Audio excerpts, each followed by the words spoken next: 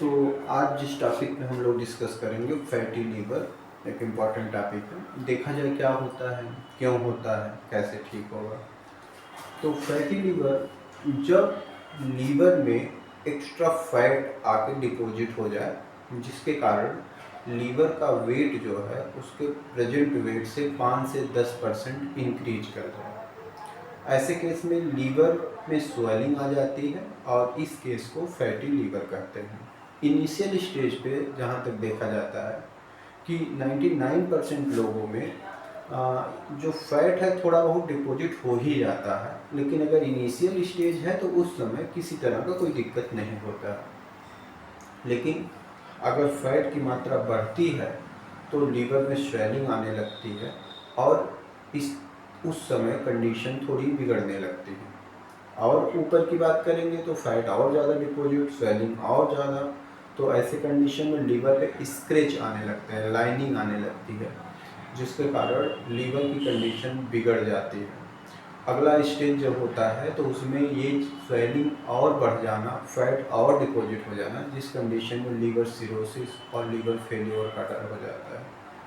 तो शुरुआत में अगर बात करें, हल्का फुल्का अगर इसका सिम्टम दिखाई दे रहा है, तुरंत अगर ट्रीटमेंट हो जाए या तुरंत अपने लाइफ स्टाइल को चेंज कर दिया जाए तो इस समस्या से हम लोग निकल सकते हैं। तो नॉर्मली क्या मैंने बताया कि लीवर के ऊपर फैट जमा होने से लीवर का वेट 5 से 10% अगर इंक्रीज हो जा रहा है, लीवर में हल्की स्वेलिंग आ जा रही है, तो इसी कंडीशन को फैटी लीवर कहा जाता है।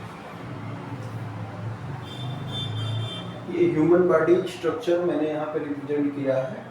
लीवर का पोजीशन ये होता है बॉडी के अंदर। अगर लीवर हेल्दी है तो कुछ इस तरह का स्ट्रक्चर होता है, इसके ऊपर किसी तरह का कोई फैट नहीं, न कोई स्वेलिंग। लेकिन जब फैटी लीवर होना चालू होता है तो लीवर के ऊपर फैट डिपॉजिट होने लगते हैं, जैसा कि मैंने यहाँ पे ये डार्क से दिखाने की कोशिश किया है।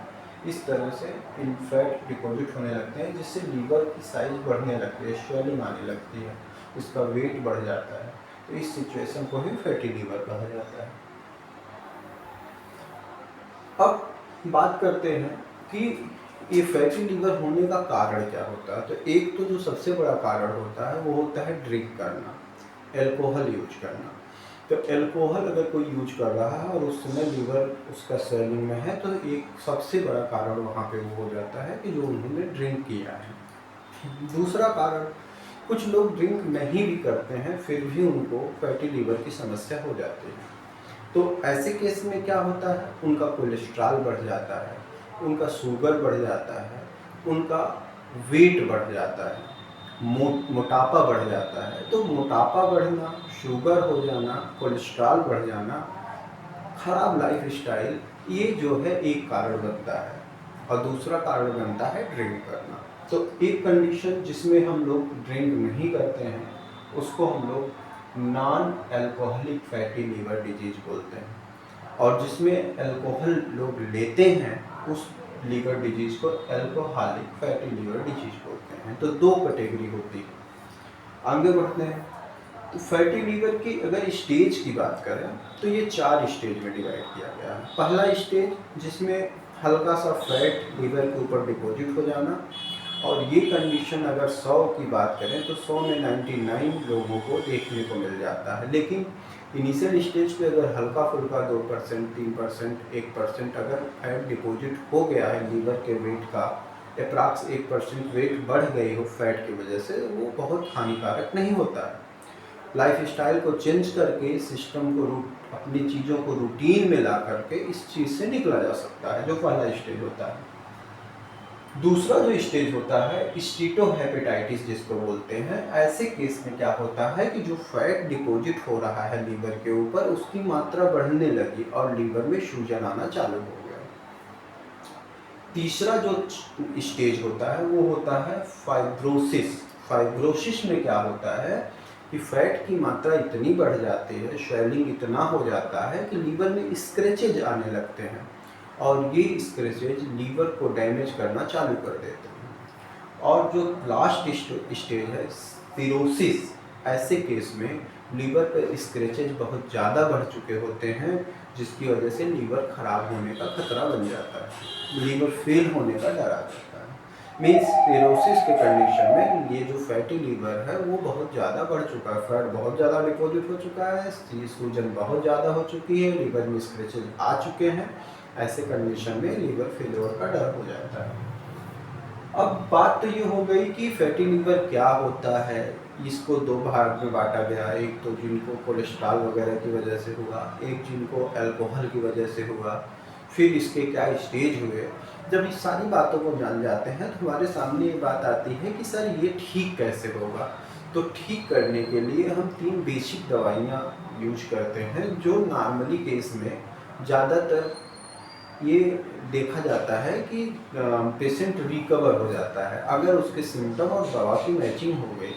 देखिए, होम्योपैथिक दवा की जब भी बात करते हैं तो ये सिम्टम और पेशेंट की जो कंडीशंस बनते हैं और दवाई का जो सिम्टम है, अगर ये आपस में मैच करेगा तो ही दवा काम करेगी, अदरवाइज दवा काम नहीं करेगी। तो ध्यान से अपने सिम्टम को दवा के साथ मैच कराने की ज़रूरत होती है। मैं यहाँ पे सिम्टम बताता हूँ। पहली जो दवा है वो है चेलिडोनियम। चेलिडोनियम दवा तब किसी पेशेंट को फैटी लीवर के केस में दिया जाता है जब लीवर में स्वेलिंग हो, उसको पीलिया हो चुका हो, उसके पेट के ऊपर दाहिने हिस्से में उसको पेट के ऊपरी दाहिने हिस्से में पेन हो रहा हो, तो ऐसे केस में चेलिडोनियम बहुत अच्छा काम करते हैं। तो चेलिडोनियम तब लेना है जब मरीज को पीलिया का सिम्टम दिखाई दे रहा हो, उसके लीवर में स्वेलिंग तो ऑलरेडी है ही क्योंकि फैटी लीवर की बात ही हम लोग कर रहे हैं, और दाहिने हिस्से में ऊपर पेट में दर्द हो रहा हो। तो ऐसे सिचुएशन में चेलिडोनियम पेशेंट को देना है। पावर की बात करें तो 30 पोटेंसी लेना है।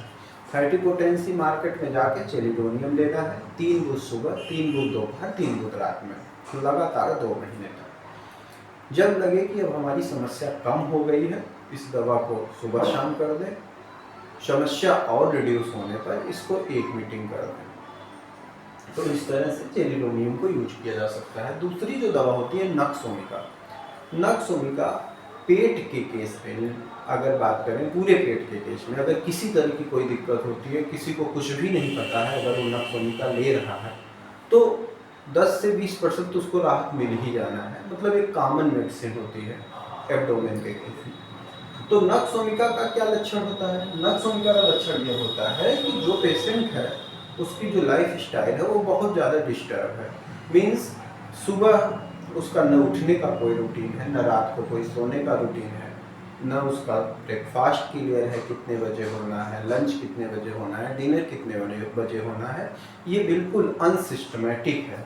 तो इस केस में तो लीवर में दिक्कत आनी ही आनी है। अगर ये सिचुएशन है तो नक्सोमिका यूज करना है। वहाँ पे एक जो बात देखी जाती है वो होती है कि जो पेट है वो फूला फूला सा महसूस होता है, तो ऐसे केस में नक्सोमिका बहुत अच्छा काम करती है। नक्सोमिका बेसिकली अगर किसी पेशेंट को चलाया जाता है तो रात में सोते समय इसका 3 बूंद बहुत ज़्यादा फायदेमंद होता है। लेकिन जब केस थोड़ा सा गंभीर दिख रहा हो उस समय नक्सोमिका को तीनों टाइम यूज किया जा सकता है। 3 बूंद सुबह, 3 बूंद दोपहर, 3 बूंद रात में।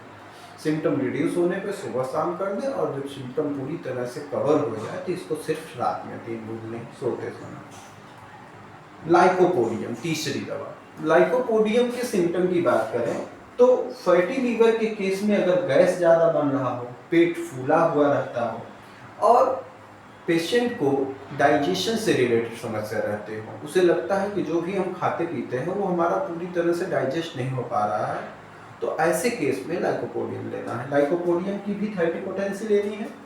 3 बूंद सुबह, 3 बूंद दोपहर, 3 बूंद रात में, चाहे डायरेक्ट जीभ पर ले लें, चाहे 1 चम्मच पानी में मिला के ले लें। शुरुआत के 2 महीने कंटिन्यू इस रूटीन को बनाए रखें। उसके बाद इस दवा को 3 बूंद सुबह, 3 बूंद शाम कर लें। जब काफ़ी हद तक आपको रिलीफ मिल जाए तो इस दवा को 3 बूंद सिर्फ सुबह ले लेना। तो इस तरह से दवाइयाँ तो मैंने बता दिया, लेकिन दवाइयों को लेने से पहले एक बार अपने नज़दीकी किसी अच्छे डॉक्टर से ज़रूर सलाह लें। दवा आपको किसी तरह का साइड इफ़ेक्ट तो नहीं क्रिएट करती है, लेकिन एक बार अगर अच्छे डॉक्टर से आप सलाह लेंगे तो आपके लिए बेटर होगा। दूसरी चीज़, इस सारी बातों में मैंने कई बार लाइफ स्टाइल की बात किया है और अल्कोहल की बात किया है। तो अगर किसी को फैटी लीवर है और वो उससे निकलना चाह रहा है, अगर वो अल्कोहल यूज करता है तो पहला काम तो उसको अल्कोहल बंद कर देना। दूसरी बात, अपने लाइफ स्टाइल में बदलाव लाएं, अपने खाने के रूटीन को सेट करें। हमको कब लंच करना है, कब डिनर करना है, कब ब्रेकफास्ट करना है, हमको रात में कितने बजे सो जाना है। अगर वेट बढ़ रहा हो, मोटापा बढ़ रहा हो तो उसको कंट्रोल करें, एक्सरसाइज करें। इस तरह से आप इस सिचुएशन में जाने से बच सकते हैं। अगर किसी तरह का सलाह हमारी टीम से कोई लेना चाहता है तो मैंने स्क्रीन पे अपना क्लिनिक का एड्रेस और मोबाइल नंबर शेयर कर दिया है। अगर किसी को किसी तरह का कोई भी सलाह चाहिए तो यहाँ से आपको ज़रूर मिलेगा। Thank you very much.